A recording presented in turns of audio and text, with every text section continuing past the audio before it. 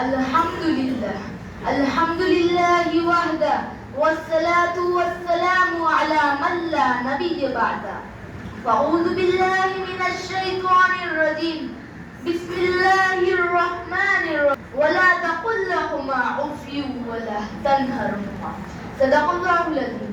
معزز حاضرین، ماں باپ اپنی اولاد کے لیے دنیا کی عظیم ترین دولت ہے. جس طرح قیمت اندھے کو معلوم ہے، ہاتھ کی قدر لولے کو پتہ ہے اور پاؤں کی اہمیت لنگڑا جانتا ہے، اسی طرح والدین کی قیمت انہیں معلوم ہے جن کے والدین اس وقت چلے گئے جبکہ انہیں سارے کی سخت ضرورت ہے.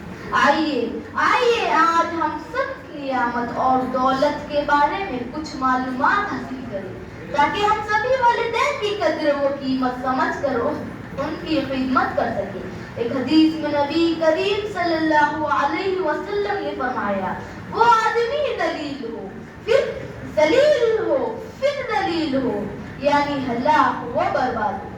آپ سے پوچھا گیا، کون یا رسول اللہ؟ آپ نے فرمایا، وہ شخص جو ماں باپ یا ان میں سے کسی کو بھی بڑھاپے کی حالت میں پائے اور ان کی خدمت کر کے خود کو جنت کا مستحق نہ بنا.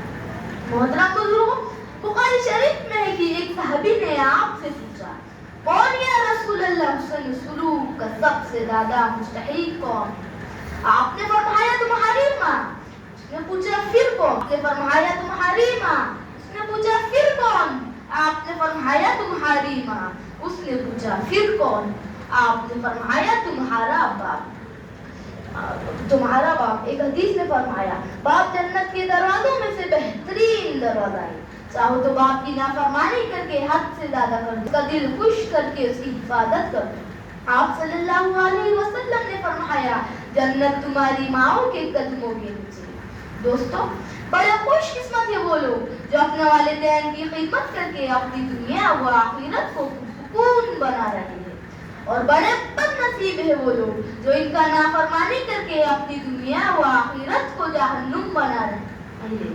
یاد رکھیے جو لوگ ماں باپ کو ستاتے ہیں وہ بھی ایک دن ستائے جائیں گے.